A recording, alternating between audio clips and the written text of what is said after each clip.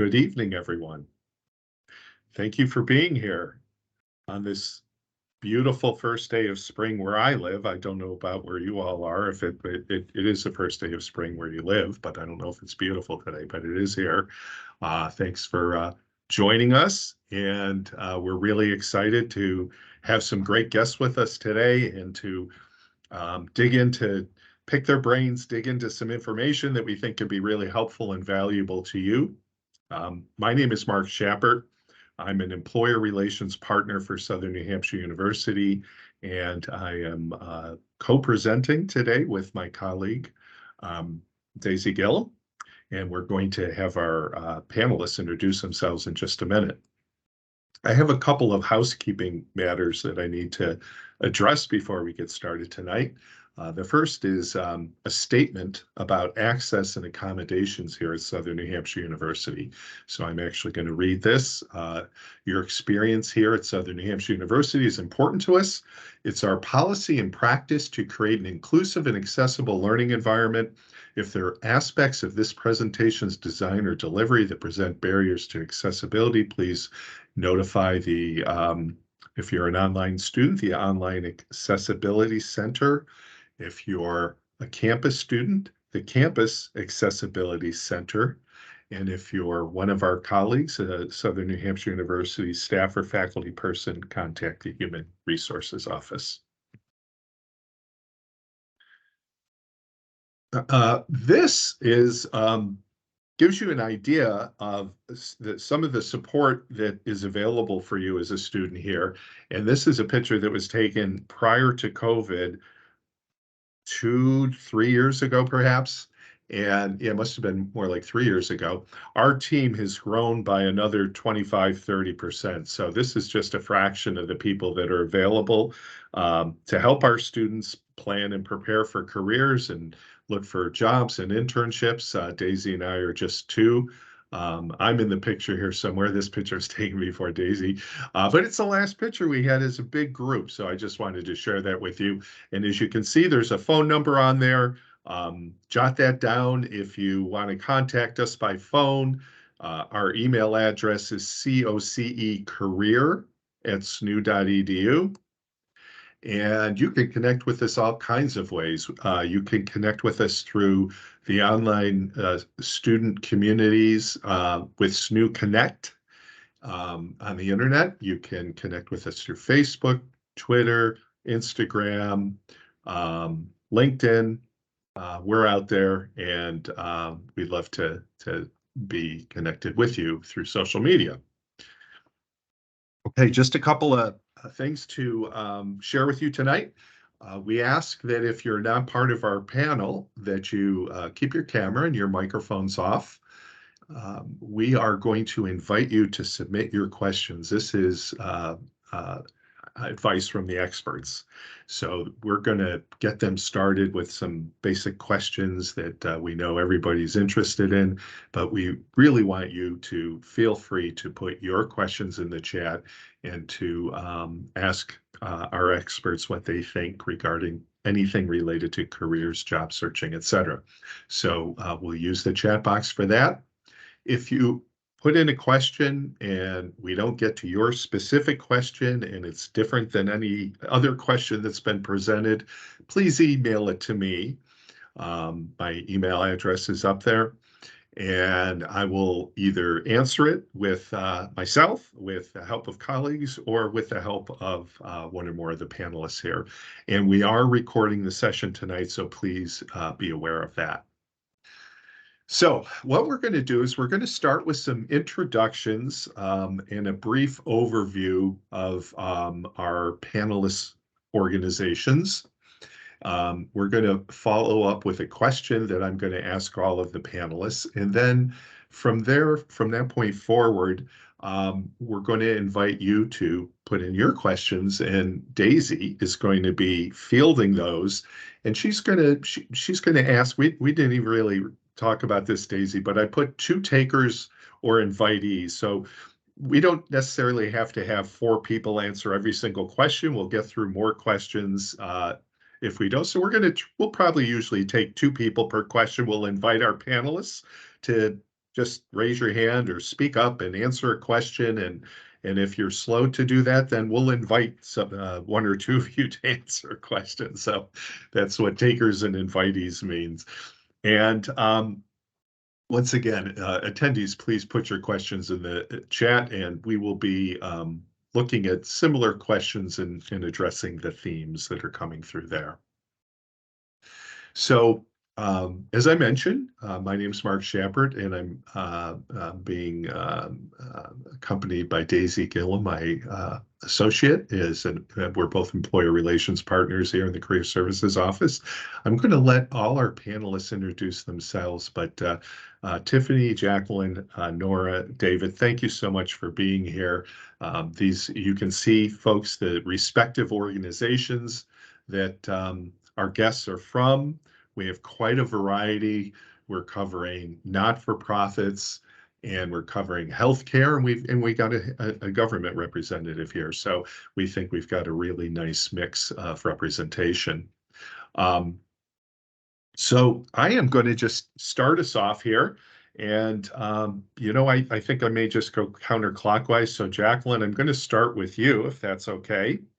And I'm going to ask each of you to take, maybe about 2 minutes or so. We're not going to time you, but just to give you a ballpark, take a couple minutes, tell everyone your full name, your job title, your employer, and a little bit about the organization that you work for. And then, if you would please, tell us some of the job titles that you recruit for and hire candidates for most often, and the kinds of jobs that are of particular interest to us here tonight, to our group, would be jobs that are professional entry level, as well as foot in the door positions at your organization. So we're dealing a lot with organizations that look at candidates who have not completed a degree, but they're in school, and there's opportunities for them to come on board, get experience, try it on, learn the organization. And so we call those foot in the door positions. So if you have any foot in the door positions, we'd love to hear about that. So Jacqueline, would you be so kind as to start us off and hit on those 4 points that I have up on the slide? Absolutely. Thanks, Mark. So my name is Jacqueline Puckett. I work for Aspire. My job title is Talent Acquisition Manager. Our organization has been around since the 1960s. We're located in Chicago, Illinois, and the surrounding suburbs. We work with adults who have intellectual and developmental disabilities, so 18 and up.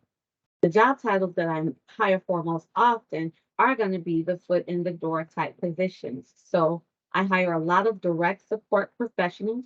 You only have to have a high school diploma or GED for this position. I hire a lot of employment specialists. They work with our adults to help them get trained and be employed in the community. We have relationship with other employers that hire our adults. Our life consultant position, you do have to have a degree for that one, but it's another kind of foot in the door position. When we're talking about healthcare positions and positions that do require degrees, we're looking for things in the social sciences like behavior therapists, RN trainers. So there's a specialization for nurses where they're allowed to help other people learn how to pass medications. We hire for that position. We hire for something called a BCBA, so a behavior therapist and a BCBA, two different things. One of them requires a license, one of them does not, but both of them require, at minimum, a bachelor's degree. So those will be the positions that I hire most for. Terrific. Thanks, Jacqueline. Going clockwise, the next person on my screen anyway is David. So David, could you hit on those 4 points as well, please? Absolutely, yeah. My name is David Marshall, and I am the recruitment and retention coordinator for the Social Security Administration in the Kansas City region, which is a four-state region here in the Midwest. And I'd say with Social Security, we're one of the biggest federal agencies, I think only behind the IRS, I believe. We have about 60,000 employees nationally. So even though I'm in the Kansas City region, we have 10 different regions. We cover the entire United States. And really what Social Security does, it's a public service position, and it is for administering benefits to the public. And so that would be retirement benefits, disability benefits, survivor benefits, and we also SSI, if anybody's heard of that, that's another disability benefit that we're involved in. And we also do Medicare as well, entitlement and things like that. And so we have over 1,400 offices throughout the U.S., and whether that's field offices where people do face-to-face, it can also be teleservice centers where people call our 1-800 number, and program service centers, which are kind of behind the scenes. That's a little bit more of an analytical position, kind of dealing with things that our computer systems can't automate. And the job titles we hire for most often are our entry-level positions, and that would be our customer service representative position that is located in multiple components. We also have a legal administrative specialist or benefit authorizer position, and we have a claims specialist position. Our pay scale is a federal scale, so a GS pay scale, and those have different grade levels involved with those. But those are the ones that we hire for the most, and then we have a lot of internal positions we promote once people get into those positions. Any of our positions, you qualify automatically with a bachelor's degree. You'll qualify for any of the positions I mentioned. You can also qualify with experience, and depending on the position you're interested in, the amount of experience you would need in public service type things, analytical type things, that would vary. Great. Thank you, David. Tiffany, you look like you're up next. Would you share some information addressing those 4 points? Absolutely. So my name is Tiffany Carazito Pimentel, and I work for Child and Family Services Incorporated. My official job title is Training and Staff Development Specialist. However, the last 3 years, I was functioning as the senior recruiter at Child and Family. So I've been doing recruiting for the last 3 years. Our organization is a private nonprofit, and we've actually been in business since 1843, so 180 years this year. We're really proud of that. We provide behavioral, mental health, and social services. We are the local crisis provider for mental health. We cover 20 different towns for crisis provider. We provide outpatient counseling, in-home therapy services, therapeutic mentoring, pretty much any service, mental and behavioral health service that you can think of for children, families, and adults as well. So some of the job titles that we hire most for, gosh, I want to say all of them because we're hiring a lot of people right now in our field. We really need master's level clinicians. So if you are enrolled in the Master's in Clinical Mental Health Counseling program at SNHU, that would make you eligible to apply for, once you graduate, that would make you eligible to apply for a master's level position with our organization. Our clinicians do not need to be licensed. They just need to be have a program, have completed a master's program that puts them on the licensure track, which the Clinical Mental Health Counseling program at SNHU puts you on the LMHC licensure track, the Licensed Mental Health Counselor. And then as far as more, bachelor's level positions, we hire folks that have bachelor's in social sciences, so psychology, social work, criminal justice. We have a lot of entry level positions such as the therapeutic mentor, which is working outreach with youth that are between the ages of 5 and 20 years old. We also have inpatient programs as well for youth and adults, so that is a more entry level role that doesn't require a bachelor's degree. So those are just a couple of the opportunities, working with an inpatient, doing some outpatient work with children. And if you are going for a master's degree, any type of clinical role within our agency, whether it be outpatient, crisis, or in-home therapy services. Thanks, Tiffany. And last but not least, Nora. Nora, hello, good evening. I hadn't talked to you yet tonight, but thank you for being here. And would you share some information that addresses the 4 points on the slide? Yes, definitely. Can you guys hear me okay? Perfect. So my name is Nora. I'm a talent acquisition partner with SolutionHealth. SolutionHealth is an integrated health system in New Hampshire. We are different entities under one umbrella is the best way I describe us. So Southern New Hampshire Health and Elliott Health System, Home Health and Hospice in Manchester, New Hampshire, the VNA in New Hampshire as well are all part of SolutionHealth. So we are also a clinical affiliate of Mass General in Boston. And in general, we offer various health services to the New Hampshire area, both inpatient and outpatient services. I specifically work for the Elliott entity, so Elliott Health System for Solution Health. I support inpatient nursing, so I recruit mainly for nurses, but also some leadership positions, along with entry-level positions that are both clinical and non-clinical, lots of LNA positions as well. And as a health system, we hire for everything. So ranging from clinical to non-clinical positions to support our patient populations here in New Hampshire. So we have various positions that accepts various educational backgrounds, ranging from high school level to doctorate levels, of course. So we're open to everything, of course. We need your services. So we have various clinical and non-clinical positions in general. Yeah, I'm sure it runs a huge range and gamut of positions. So Exactly. yeah, hard Yes. to be too specific about one particular feature of what you hire for. Okay, so one more question for each of you, and then we'll open it up to some questions that were submitted to us ahead of time. Daisy has those, and then we're also going to be looking at the chat for questions that people have. So some of you have already touched a little bit on the types of positions you hire for. So um, although there's a lot of information that just went through here in the last 5 minutes. So I'm going to ask you if you would to tell us again a couple of the positions that you hire for often, and whether they're entry level or foot in the door jobs. And if you would please, what do you look for in terms of qualifications when you're reviewing candidates for those roles? So again, take one or two or even three of the common roles that you hire for. Tell us again what those job titles are. And as you're looking at a pool of candidates, what are you looking for in terms of qualifications? So I guess I'll go back to you, Jacqueline. We'll just do the loop again if that's okay. I'll have you start us off. So for foot in the door position, the direct support professional, like I said, you only have to have a high school diploma or a GED.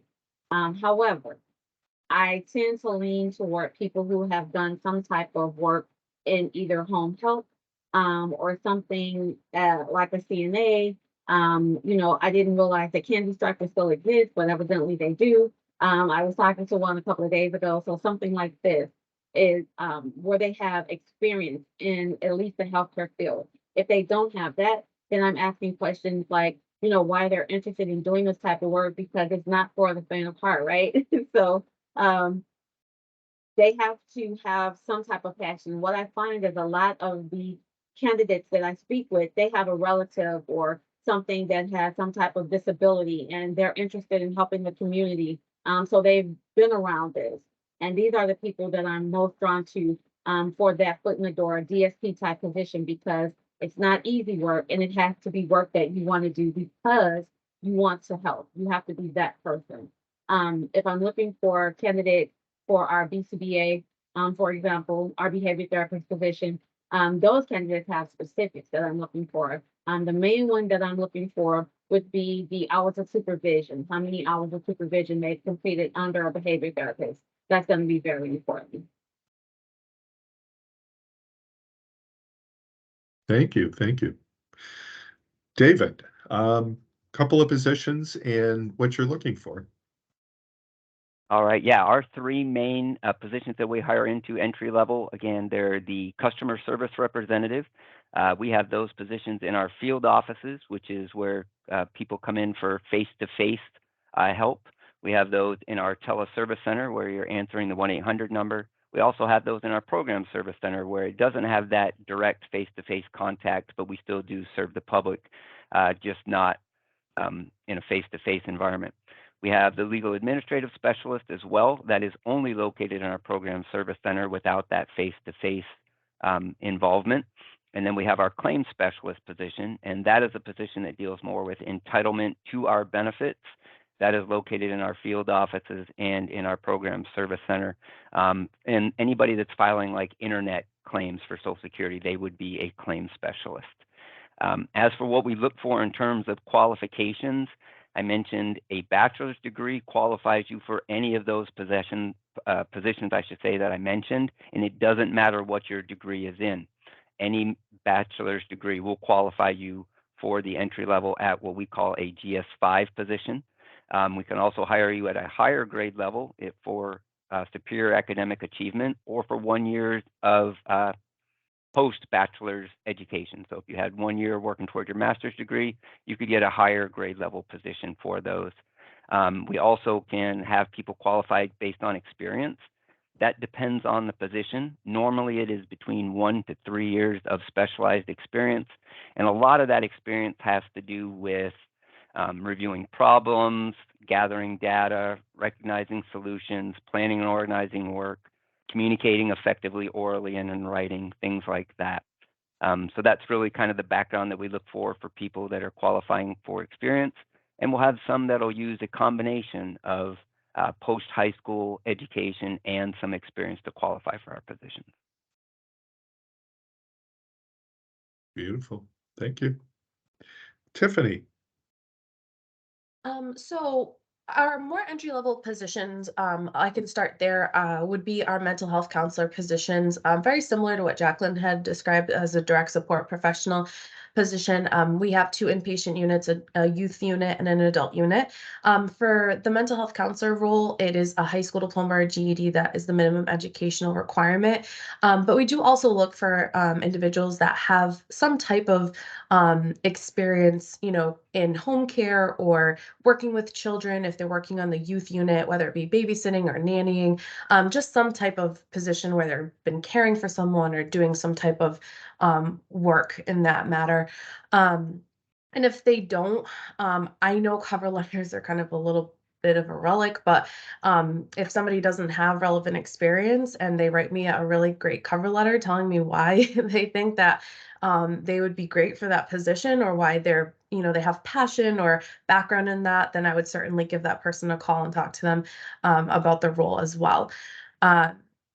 And then for our master's level clinician positions that require a master's degree, we're very limited in that because there are specific criteria for the clinicians because of the state of Massachusetts. So you'd have to have a completed master's degree in a clinical program that meets the qualifications to be a clinician in Massachusetts, which would be you have your master's in social work, clinical social work, or your master's in clinical mental health counseling or master's in clinical psychology, and also having the required internship hours. And we look at the type of internship as well. If you're applying for a clinical, clinician role, we want you to have a clinical internship on your resume, which typically that's common if you're in that type of program. And experience with the service population. So if you're applying to be like a school-based clinician and you're wanting to work with children, do you have any background on your resume of working with children in any capacity or volunteering with children? So it's really, it's very, very specific to the job and to the funding source because our different funding sources require different qualifications. We tend to be very transparent and very direct on our job postings about what is the minimum qualification. And we always put like the most minimum possible for each role. So typically whatever it says on our job posting, that is the absolute minimum requirement for the position. Got it. Thanks. And Nora, please, if you would share information on those 2 points. Yes, definitely. The one position I recruit for the most and can think of is graduate nurses. So graduate nurse positions are entry-level positions for anyone that holds an associate degree or a bachelor's degree in nursing. The only requirement on our end as a health entity is that if you hold an associate degree within nursing, then we would require you to finish your BSN, which is your bachelor's degree in nursing, within 5 years of joining us. With that requirement, we offer benefits like tuition reimbursement. We offer a program that helps pay down some of the loans that some of these nurses may acquire during their BSN time. So with the qualities that we're looking at for, when we are interviewing these graduate nurses, these are young professionals that are coming from various backgrounds. Some have already started a career maybe elsewhere in a different industry and have decided to switch to healthcare. So when we're looking at qualities, we really want to see that drive, that passion for caring for our patients, that drive and inspiration behind why they pursued a career in nursing. Nursing is a very challenging field. It's not easy to be in, whether it's on the schooling end, whether it's practicing it. It's very hard. So we're always looking for that inspiration. What's your inspiration? For example, my favorite question that I ask all the time during my interviews is, what really motivated you to be in this field? What motivated you to enter healthcare specifically? That's a huge point for us that we focus on when we're evaluating qualities and backgrounds and the inspiration. In terms of professional qualities, we're looking for someone that can work with teams because healthcare is team oriented. There are some areas that you may be working in individually, but definitely team oriented. So we're looking at someone that can adapt to change, that can work with different teams, that can work with leadership, with colleagues. So someone who is not shy to step out of their comfort zone. And even if you are shy, we will work with you to create those skills. We will work with you to, help you reach that level of professionalism that you aspire to be. Respect is huge. Taking care of yourself, taking care of the population that you're of course working with is huge as well. So these are some of the things that I think of. Definitely the drive, the inspiration is huge in healthcare, which we focus on. We want to work with passionate, individuals. We want to work with people that are driven to help our communities. We're supporting various locations. So SolutionHealth is huge. You'll see it everywhere in New Hampshire. And we're trying to attract the best talented individuals that can contribute to themselves and contribute to our community in general. So these are some of the things that I can think of right now. Wonderful. Thank you, Nora. That's very helpful. You were talking about passion and somebody's strong interest, their motivations, inspiration, and I heard that actually from at least three of you. Tiffany and Jacqueline as well. Maybe you don't have all the pieces, but if you can convey that, this is something really important, this is something that you really want to do, and it was interesting, Tiffany, to hear you mention that you actually will look at a cover letter, and sometimes that's a way for someone to get that across. If they don't have exactly every little thing on the resume that you might want, if they can explain their why and make it clear that this is something that they're really committed to, that can be a difference maker. So that was all great. Thank you so much, folks. I am going to stop sharing those slides now. And Daisy, are you ready with some questions that we have from registration, as well as we can see some questions as they're coming in the chat, and I can help out here too if you need an extra set of eyes. So. Yeah, absolutely. Thank you, Mark, and thank you again to our panelists for being here tonight. I do have a few copies of some previously submitted questions, and a few of them have stood out to me as being immediately relevant based off of the information that we've all just discussed. So, Nora, I'd actually like to ask you first. There was a question that we received that was asking what were the qualities that you would look for in a person who wanted to become a leader in an institution or talk with leaders in an institution. you just covered it in a fairly similar vein. You mentioned respect and things like that. Is there anything that you could identify as a top quality in regards to that question? For sure. The number one thing that comes to my mind is networking.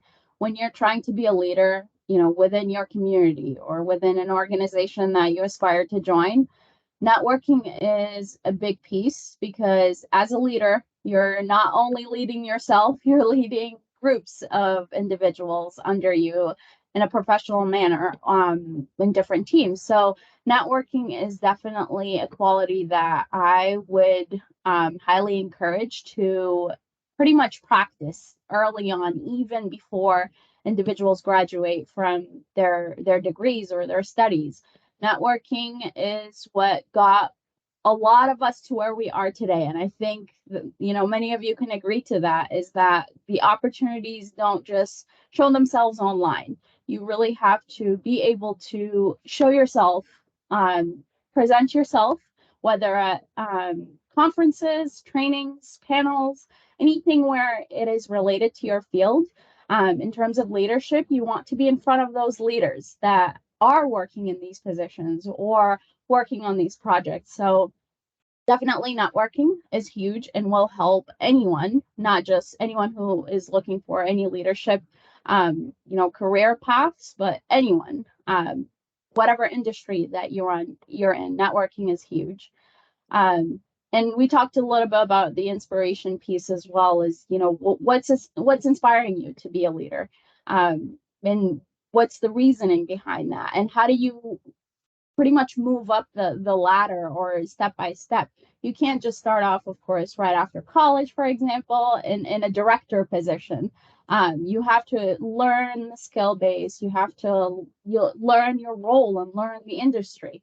And that's how you'll be a successful leader, is that learn and take it slowly, be patient, network, and don't limit yourself to opportunities. Sometimes opportunities are not presented online or during these networking events, but present yourself, because you never know when someone's going to give you a call and say, hey, I heard you talk about this, or I know you're interested in this. How about that we connect and maybe we can find you something? I cannot tell you enough that I know a lot of people who have landed their positions, their dream positions, through these avenues and through networking and through working their way through different communities and different resources. Hopefully that answered the question. No, they did absolutely. And I loved your point too about how you have to learn the rules to break the rules. I think that's a fine art, and that was very well said. So thank you. A question that I'm seeing emerging, or a theme, I should say, that's emerging in the chat, that was also emerging in the questions that we received ahead of time, is a want to know how to pivot into healthcare. So a lot of what we're seeing right now are people asking, I'm in XYZ industry. I think someone said food service in the previously submitted questions. How do I pivot into healthcare or one of the positions that y'all are offering, even though I may not have the experience? So I'll open that up to anybody, but what would you say would be your best advice for someone who's looking to switch careers into healthcare or social services?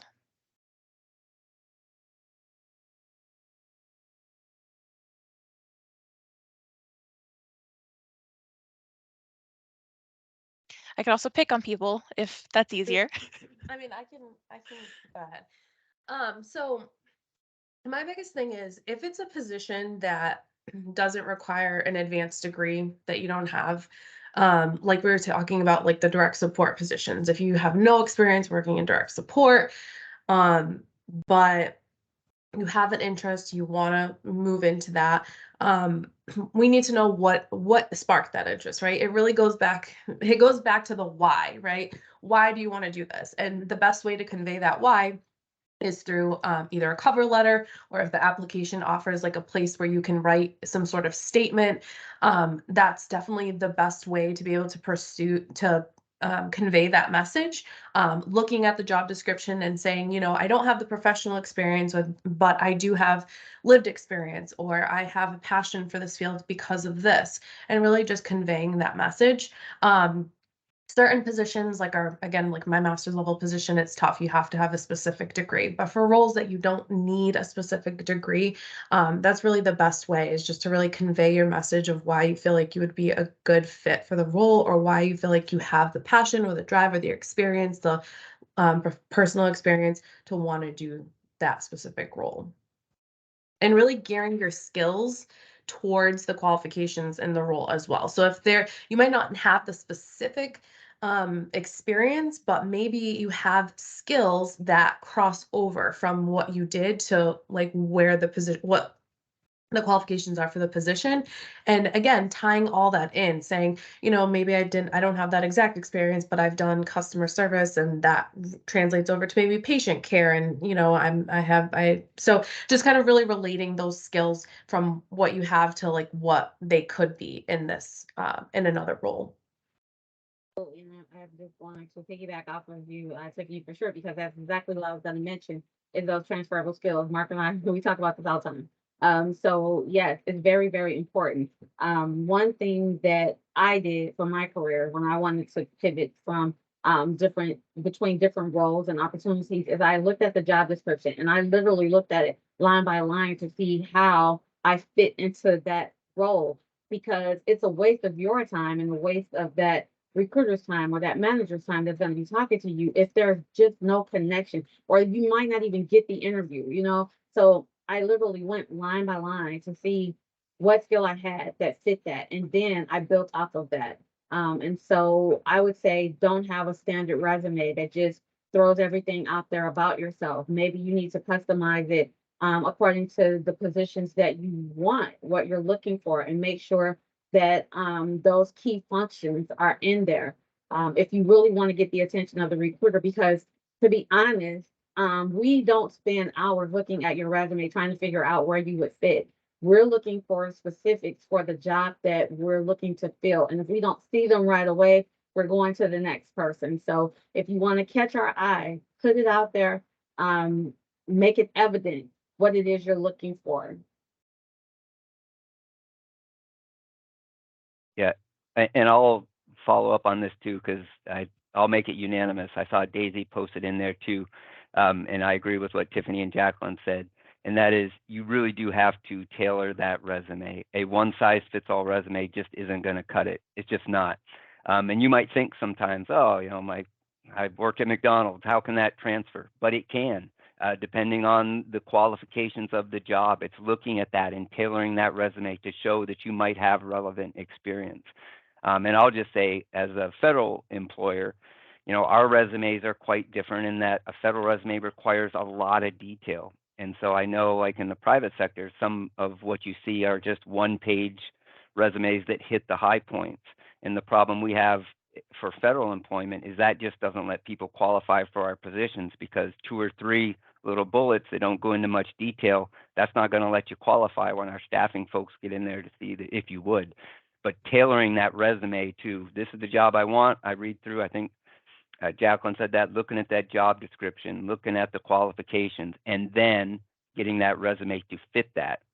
And you also have to know that that's likely going to be something that's going to come up in the interview as well. So you don't want to put something in there that's not true, because you might be asked about that in your interview. Yeah, those are fantastic suggestions. And I want to point out a question in the chat, because I connect with this so very much. But someone's asked, in line with talking about transferable skills and tailoring your resume, is there such a thing as professionally oversharing when it comes to your resume? I'm seeing, yeah, okay. I'm an oversharer, so. You don't want to exclude yourself from the opportunity. There is a such thing as somebody thinking that you're overqualified. It might not necessarily be the recruiter, because this is kind of what we do, and we get it. But when we pass that resume on to the hiring manager, they might look at it and say, oh my goodness, this person is overqualified for what we're looking for. And they don't necessarily want you, because they're thinking one of two things: either that you're not going to stick around because you have all of this knowledge and skill base, or number two, they don't want you to be bored in what you're doing. They might be thinking that they're not going to be able to fulfill you based on everything that you say that you've done. So you have to kind of be careful. You have to weigh it out. Again, looking at what they're asking for and making sure that you're meeting that. You don't have to, you know, be a rock star there. Be the rock star in the interview. Be the rock star on the job, but get the job first. Yeah, that's a great point. Get a foot in the door and then show how much of a rock star you are. I appreciate that. That's interesting. Sort of in line with this, we have another question that came through previously, and it was asking in general, do you think that the industries that you're all in prefer more traditional, perhaps conservative resumes? Is a more creative resume okay? What are your thoughts there? I don't really have a preference, to be honest. I really just look for the information that I need on the resume, right? So I just look for the education, the jobs, internships, volunteer. I mean, I think if somebody puts that extra effort in, that shows, that they have, that maybe an extra skill set with Microsoft Word because they know how to use templates or, put a little bit extra effort into it. But I know that my resume is pretty basic, just kind of my information, and then I kind of let my work experience speak for itself. Yeah, that's a great point. Let your work do the talking. I really appreciate that. Another theme that came out was talking about gaps in your resume. So, and I don't want to focus a whole session on resumes necessarily, but that's been a big theme here. So if you have a gap, whether because you were a stay-at-home parent or you took time off, whatever the case may be, how would you suggest someone makes that gap look on their resume?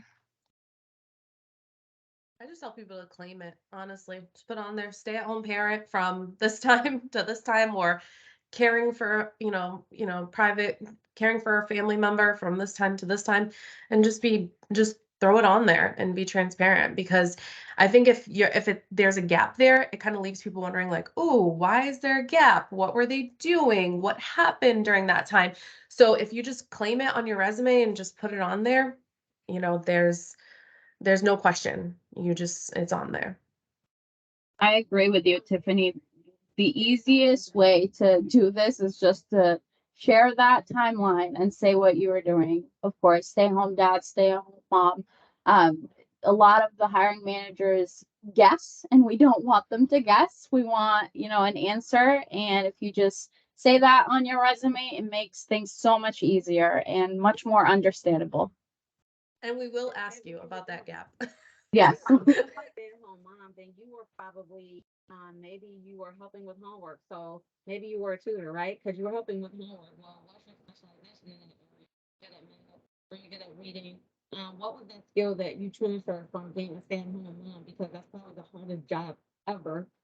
So what did you do? Put it on there. That's a really great point, Jacqueline. Yeah, yes, and for some reason your audio, at least for me, was going in lab a little bit, but it was a great point, and so if anybody didn't hear that, even if you think that staying at home and being a homemaker or caring for family members is important, that particularly in this social service, human services, is very relevant. So put it on.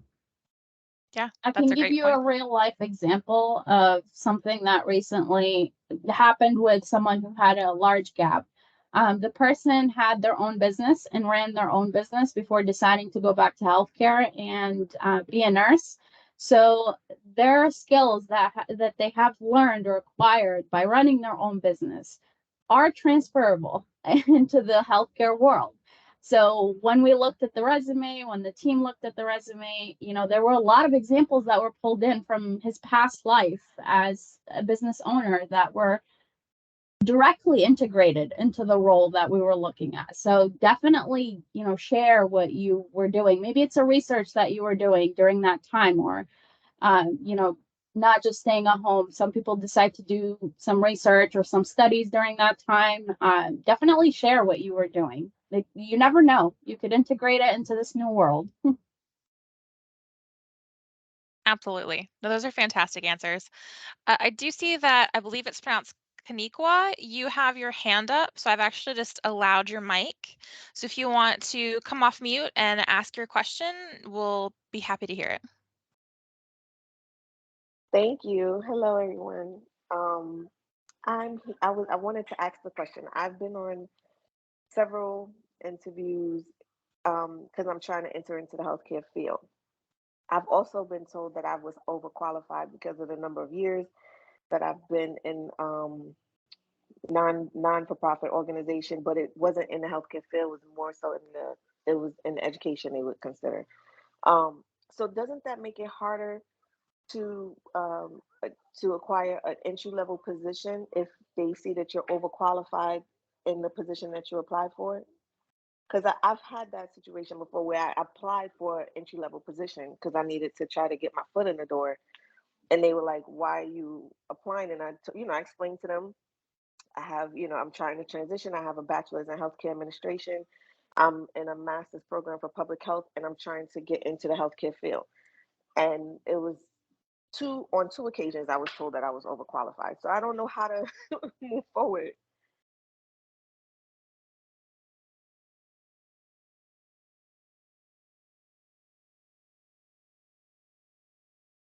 Well, I think the answer is not gonna probably be what you want to hear, but it's the only way that I know how to do it, and it's what I had to do myself.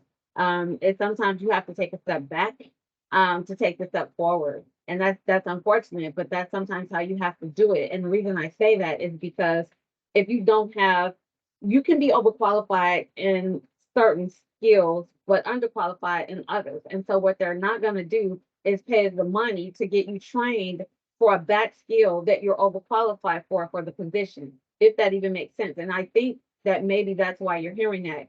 So you might have to back skill yourself one way or another, either through volunteer work, or taking a part-time position or something like that to fill that gap, to give yourself that catapult to get to where it is that you're trying to go. Thank you. Yep. And I will just share this. It's a little different because Social Security isn't healthcare, it's more the social services. But we haven't turned anybody away for being overqualified. Matter of fact, I've seen some attorneys come in and get these jobs, which you'd think, wow, an attorney wanting to do one of these jobs, that doesn't seem right. But what it does is, and this kind of speaks to Jacqueline's point, it really puts you in a good spot. That entry level gets you in, and now you are pretty well qualified for other things that you might want to do that you couldn't get into because it's not entry level. So getting in there, getting that experience, getting that foot in the door, and then you have put yourself, based on your past experience and your, what you want to say, overqualified, in a much better spot for some other positions that wouldn't be an option for you initially. Thank you. I would also add one more advice is that don't be afraid to apply to positions that you may feel like you're underqualified for, just because you know that they may not meet your educational expectations or level of experience or years of experience specifically is the one I'm always thinking of.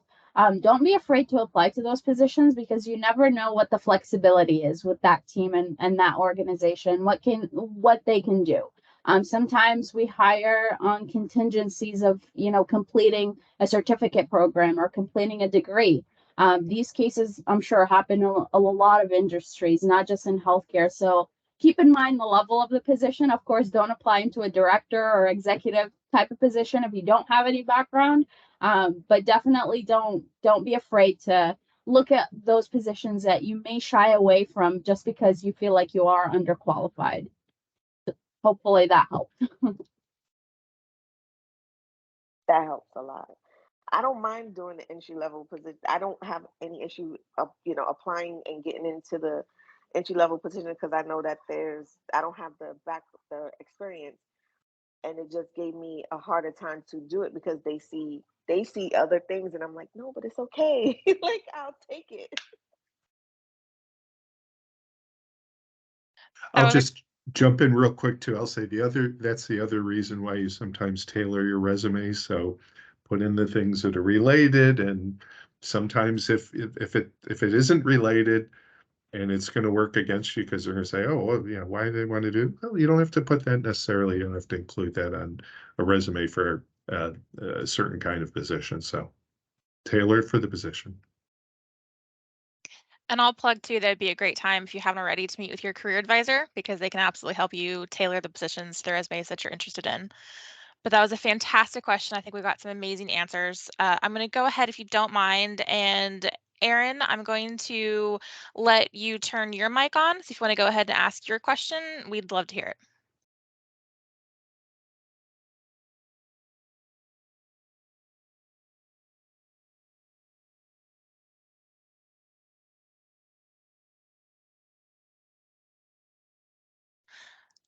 So, oh, I saw your mic come on. I'm sorry. Can you guys hear? Yes. Okay, I'm just establishing a business, right? Um the business, I have about 143 employees at this business, and I was going through about 30 resumes, and I was also looking at you guys questions and answers on a lot of things. The only thing that I had to say is I do a two-part resume. Are you guys familiar with it?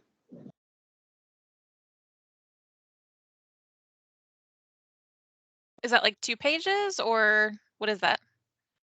It's like a two-step resume.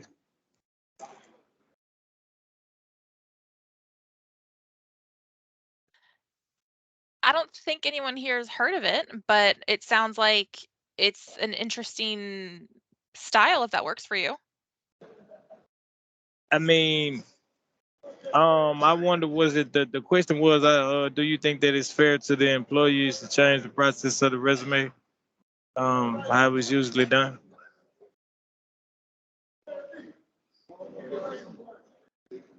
So I mean, the resumes are typically submitted during time of application, like when they apply for the job. So I don't necessarily know that your applicants would know what your expectations are for the resume when they're applying for the job, unless you explicitly post that in the job posting. But I mean, I don't know what you mean by like a two-step resume. Usually, a candidate will submit just a resume that lists their education, their experience, and then sometimes applicants will also submit a cover letter if they want to explain certain things in more detail. But that's typically what most employers look for, is just a detailed resume and and possibly a cover letter as well. Okay, that's all I needed to know. Thank you. Yeah, thank you. That's a great question. And Mark actually just commented in the chat as well. And I wanted to go ahead and ask that question live as well, basically, because I don't think I did earlier. But could y'all speak briefly to any sorts of remote roles that are in your companies or organizations?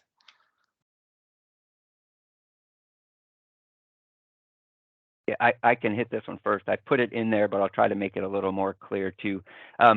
We do right now offer remote work, but there is that caveat that you have to live within 2 hours of your duty station so that you could come in. Right now, we don't have that many positions that are 100% remote. We do have some in our IT field that tend to be 100% remote, where people are kind of outstationed in other places. But other than that, if it was a field office, you're working on site 3 days a week, you work from home 2 days a week. If it's our program service center or teleservice center, you are working from home 4 days a week, and you're only reporting to your workstation 1 day a week.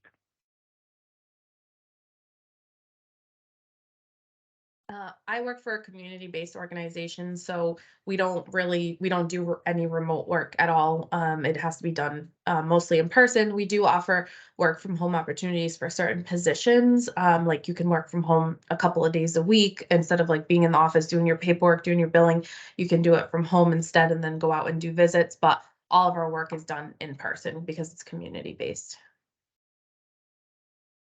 Our organization have some hybrid opportunities, but you have to be in the Chicagoland area so that you can meet that hybrid expectation. It's going to be at most 3 days a week in the office, at minimum 1 day a week in the office.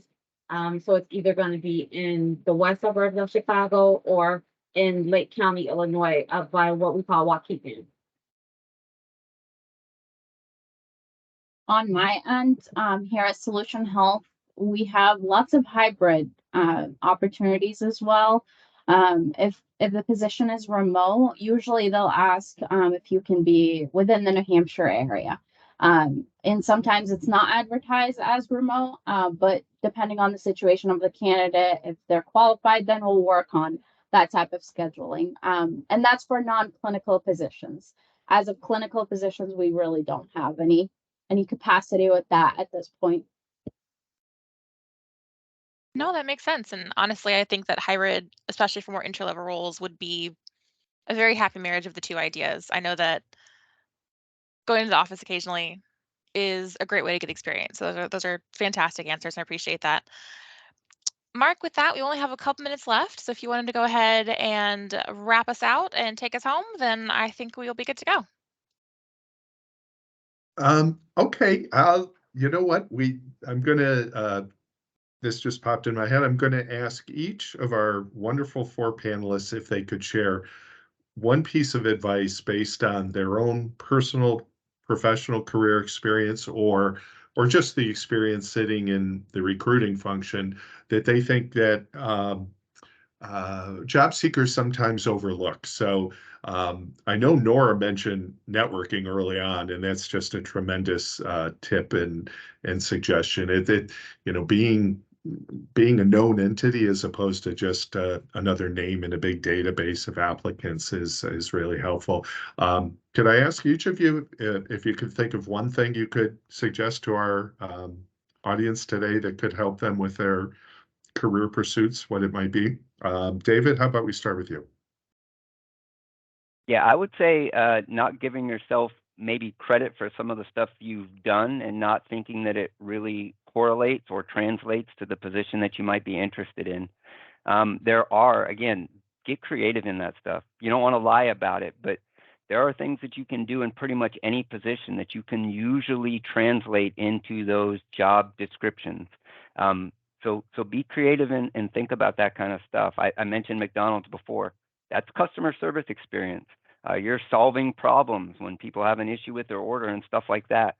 So just because you work the front counter at McDonald's doesn't mean that that experience couldn't translate into something else and get you credit and get you qualified. So don't sell yourself short on that. Give yourself credit for the things you do and be creative. Thank you. The key term here is transferable skills. And if you need help, your career advisor can help you with that too, because sometimes it's hard to see it ourselves. Jacqueline, one quick tip you might offer? Follow up. Send a thank you. Follow up. Wonderful. That was quick and a good one, though. Nora, do you have another piece of wisdom you could share? I love passing on lots of advice because as a student, I struggled and there were very limited resources where I found, some encouragement. So I always love to help students. And for anyone who's listening, if you guys are in need of additional information, whether about healthcare or healthcare management, please don't hesitate to reach out to me. I know how hard this stage can be. I was in it someday. But definitely my advice for you is be visible. If you can attend job fairs, if you can attend career networking events, please do.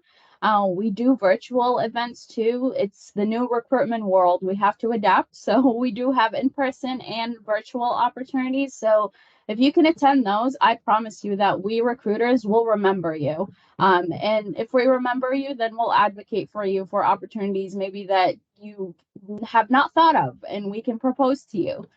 So definitely be visible and don't be shy to step out of your comfort zone and just introduce yourself. Definitely. I assume all our panelists are on LinkedIn. So someone said, how can I reach you? Look up our panelists on LinkedIn and send them a nice personalized message about connecting and see what happens. And then Tiffany, last but not least, one quick tip you might offer the folks attending tonight?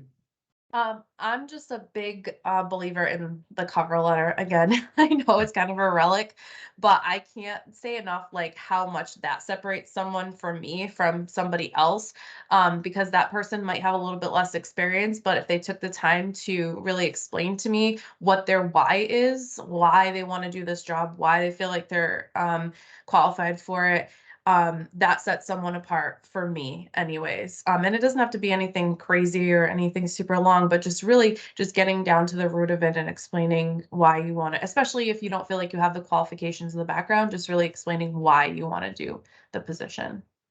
That's big for me. And I assume you'd agree with this, Tiffany. Don't just do this sort of boilerplate where it sounds like a form letter.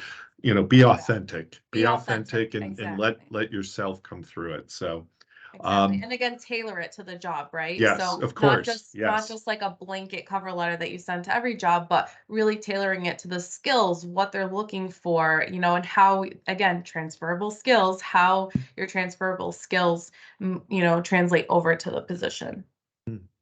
Networking, transferable skills, cover letters can be helpful. Those are just a few of the great takeaways tonight. So, panelists, thank you so much for being here. We really appreciate it. These hours always go by so fast. But I think we got some good advice from you all, and got a number of specific questions answered. And we really appreciate you being here. We also appreciate our students and recent grads that came on, and maybe even a few of our staff. So thank you so much. And happy spring, everybody. First day of spring. And last but not least, reach out to us. Someone asks, who's my career advisor? You don't have to know who it is. Send an email to cocecareer@snu.edu, and we'll make sure your career advisor gets that message. Okay? All right. Thanks again, everyone. Have a good rest of the evening. Thank you. Bye, everybody. Thanks, everyone. Thank you. Have a good night. Thank you all. Good night. Good night.